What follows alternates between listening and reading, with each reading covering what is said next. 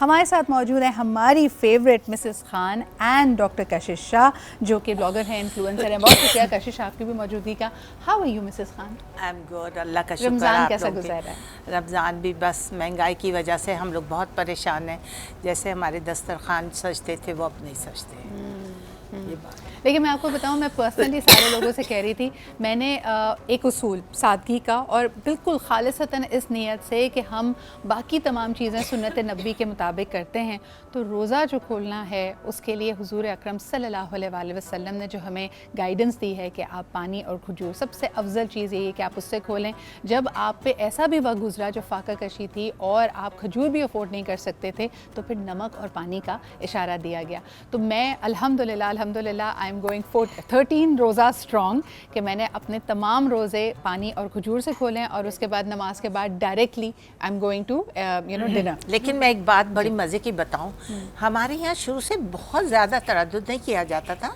अच्छा सालन खाना होता था, उसके साथ एक फ्रूट चाट वगैरह। ये नहीं कि पकौड़े भी रोज़ हों तो छोले भी हों, तो जो लोग करते हैं, नहीं, अच्छी सी फ्रूट चाट जो हेल्दी हो एंड अच्छा खाना अच्छा हो जो आपके पेट में, बाकी चीज़ें तो आप खाएंगे आपका स्टमक अपसेट हो जाएगा, आप और गेन कर देंगे। पकौड़ों में कितना तेल होता है वगैरह वगैरह, समोसों में कितना तेल, तो वो चीज़ें वी ऑलवेज अवॉइडेड। अच्छा, मुझे एक ये भी चीज़ लगती है कशिश, और ख़ास तौर पे क्योंकि हमारा टॉपिक है इन लॉज, अब ये एक बेहतरीन मौका होता है अगलों की जो रवायतें हैं, जो उनके घर में नॉर्म्स हैं, उसको समझने का। कि बेशक आपके घर में ना पकौड़े बनते हों, लेकिन आपको पता है कि आप जहाँ जा रहे हैं वहाँ तरह तरह के पकौड़े बनते हैं। तो फिर आपने ये मरहले में क्या देखा है कि लोग अपने घर में जो रिवाज होता है उसके मुताबिक बनाना पसंद करते हैं, या अगले आने वालों के लिए जो उनको पसंद है? आने वालों के लिए ऑब्वियसली हम देखेंगे मेहमान को क्या पसंद होगा, वही चीज़ें बनाते हैं हम। सही कि ये पसंद होगा, ये बनाए, ये बनाए। अगर मैं डाइट करी हूँ, मैं हेल्दी खा रही हूँ, तो ऐसा ना हो कि मैं हेल्दी रखूँ डाइनिंग टेबल पे। जाहिर सी बात है, जो मेहमान आ रहे हैं उनके हिसाब से ही मैं रखूँगी। तो उनकी थोड़ी पसंद नापसंद मैटर करती है ना। अच्छा, एक बड़ा टेक्निकल सा सवाल आया जो मुझे बड़ा क्यूट भी लगा, और मैं ये इसलिए टेक्निकल कहती हूँ, मैं बहुत साल पहले अपने शो में ये बात फिनिशिंग और मैनरिज्म्स के हवाले से कही थी मिसेस खान, और हर तहजीब में इसका आंसर फ़र्क होगा, लेकिन हम पाकिस्तानी एतबार से ये सवाल मैं आपसे करती हूँ कि अगर आने वाला मेहमान कोई खाने की चीज़ साथ लेके आए, मिसाल के तौर पे फ्रूट लाता है, हलवा लाता है, केक लाता है, तो आप अपनी दावत में ही उसको शामिल कर लें अपने दस्तरखान में, या जैसे हमारे यहाँ अक्सर अम्मियाँ कहती है कि भाई उन्हीं का मीठा रख दिया तो ऐसा लगेगा हमने तो मीठा बनाया ही नहीं था। नहीं, वो ऐड कर ले, बिल्कुल ऐड कर ले, बल्कि वो भी खुश होंगे कि हमारी चीज़ को हमारे सामने इन्होंने खोला और हम सब ने खाया मिलकर। हाँ। वो मेरे ख्याल ज़्यादा खूबसूरत लगेगा, बजाय इसके उठाया, रखा और फ्रिज में डाल दिया। नहीं, मेरे ख्याल अगर आप उसी वक्त सर्व करेंगे और सब खाएंगे तो उसमें ज़्यादा लज्जत है और ज़्यादा मज़ा है, और मेरे ख्याल तमीज़ का दायरा यही है कि आप उस वक्त खो दें। अच्छा, ये आपने जो बात की है ना, देखिए मिसेस खान अंदर से ब्रिटिश हैं ये इंग्लिश लोग भी यही कहते हैं कि अगर आप उनके घर किसी भी दावत में कोई भी चीज़ लेकर पहुँचेंगे तो उसी मेज़ पे उसको शामिल कर लिया जाए, बल्कि बैड मैनर्स समझे जाते हैं अगर आप उसको शामिल ना करें। कशिश, आप क्या कहेंगे? हमारे घरों में लेकिन उल्टा है, हम कहते हैं यार मेहमान जो चीज़ लाए उसको रख दो, शुक्रिया अदा करो, लेकिन दस्तरखान पे शामिल ना करो। हम लोग रख देते हैं, आप रखते हैं लोग, सुनने और रखें। हाँ, ये बड़ी अच्छी बात है।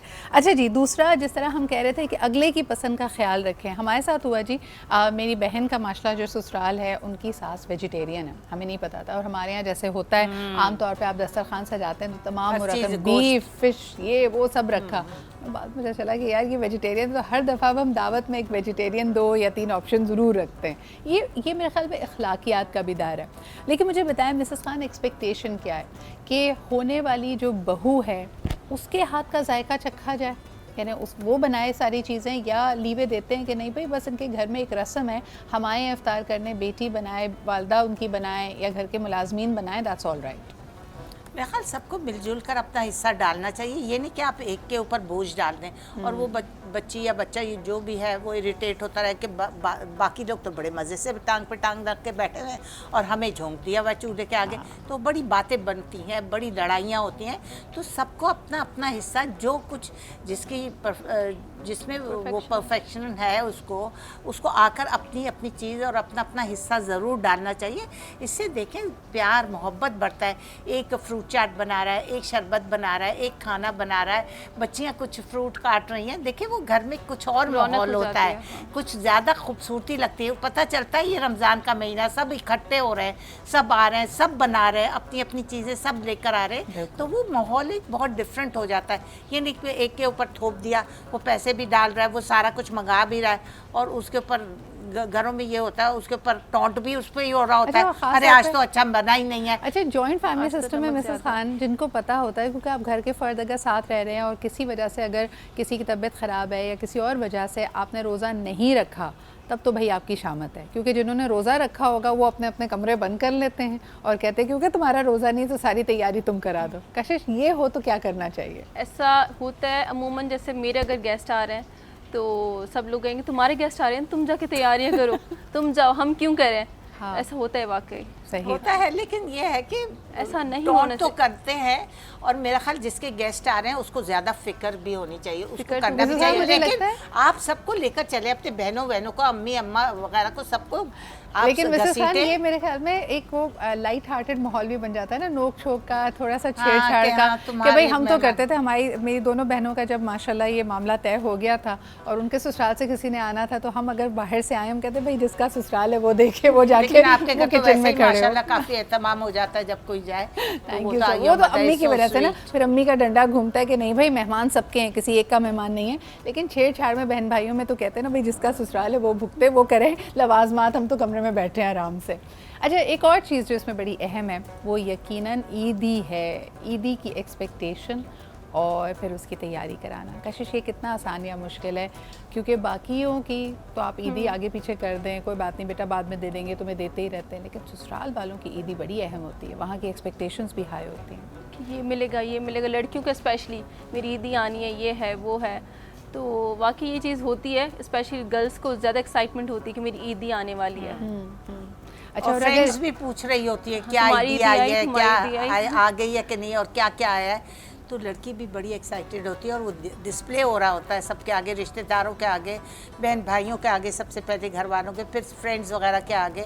अगर आपका जोड़ा ख़राब आ जाए तो आप सोचें कि वो ईद ही बर्बाद हो गई। और मिसेस खान, ख़राब और सही की बात तो नहीं, मैं कहूँ अगर आपका टेस्ट अलग है, हाँ, मिसाल के तौर पे अब जाहिर सी बात है जो भी होने वाली सास है उसकी अपनी ख्वाहिशें, वो चाहती है कि एक खिलता हुआ शौक सा रंग मेरी बहू, होने वाली बहू पहने। जैसे अक्सर हमारे यहाँ कहा जाता है ना भाई तुम तो यंग हो तो अच्छे खिलते हुए कलर पहनो। लड़कियाँ हो गई हैं आजकल सारी सोबर, अब उनको खिलता हुआ गुलाबी रंग बिल्कुल नहीं पसंद, और आ जाए तो मुश्किल ये है क्योंकि सास लाई है तो पहनना भी पड़ेगा। बिल्कुल बिल्कुल, ये आप सही कह रहे हैं। अब ये होता है कि मजबूरन वो बेचारी पहनती तो है सुबह, लेकिन शाम का उसका अपना ड्रेस भी तैयार होता है अपने माँ के घर का। तो मैं कहती हूँ देखो, आप सास की बिल्कुल इज्जत रखो, आपने उस घर में जाना है, अगर उसकी कोई पसंद की चीज़ आई है तो नाक मुँह नहीं चढ़ाओ, आप शुक्र अल्लाह का करो कि आपके घर, आपके पास ईदी आई है। हाँ, और वो कपड़े ज़रूर पहन के अपनी तस्वीरें भेजो, अब उनके साथ ईद के खाने वाने में शामिल आपके घर, वो जाहिर है खाना होगा तो वो ईद का खाना दूसरे दिन, बल्कि उस दिन भी पहन लो। आपको चाहिए कि आप दूसरों का भी दिल रखें, बिल्कुल, कितना अच्छा लगेगा, चाहे आपको पसंद भी ना हो। बाज़ लोगों को, लड़कियों को तो शादी का ड्रेस भी नहीं पसंद होता, आजकल तो वैसे लड़कियां अपनी पसंद का जाकर ले लेती हैं, और मुझे समझ में नहीं आता ये लाखों का जोड़ा 2 घंटे के लिए आप पहनेंगी, आप उसको हल्का पैसों का बनाएं और उसको ऐसा बनाएं कि वो डिज़ाइनर से भी, एवरीबडी इज़ अ डिज़ाइनर। बिल्कुल, और मुझे ऐसा लगता है कि इसमें अच्छी बात ये होती है कि आपको मुख्तलिफ कल्चरल नुअंसेस पता चलते हैं। जैसे मिसाल के तौर पे आपका ताल्लुक़ कराची से, आपका होने वाला ससुराल क्वेटा से या लाहौर से है, तो वहाँ की अलग आपको रिवायतें पता चलेंगी। चाहे हो सकता है ईद पे कुछ ख़ास खाना पता चल जाए, पहनावे में पता चल जाए, कोई तंग पजामा अगर आपने ज़िंदगी भर में नहीं पहना, या लखनवी पजामा नहीं पहना, या दो टांगों वाला शरारा कभी गरारा नहीं पहना, तो ये सब ये रौनकें हैं। फिर when else, so I think देखें, मैं बताऊं बेटा कि मेरी बहू का, मेरी बेटी ने कहीं डिज़ाइनर देखा होगा, और उसमें है कि वो एडिशन सब्ट्रैक्शन करती रहती है। उसने 35,000 में ऐसा जोड़ा बनाया था कि लोग कह रहे थे ये कहाँ से बनाया, कौन से डिज़ाइनर ने। And she said, my daughter said कि ये मैंने बनाया और ये मेरे आइडियाज़ थे। सही। और उसने इतना 35,000 में वो जोड़ा बनाया जो कि दुल्हन को बैठे हुए सब देख। खैर उस वक्त तो 15 साल पुराने 35,000 में 16 साल अच्छा, पहले एक बहुत ये अच्छा इसका पहलू वाकई है और बन जाता था।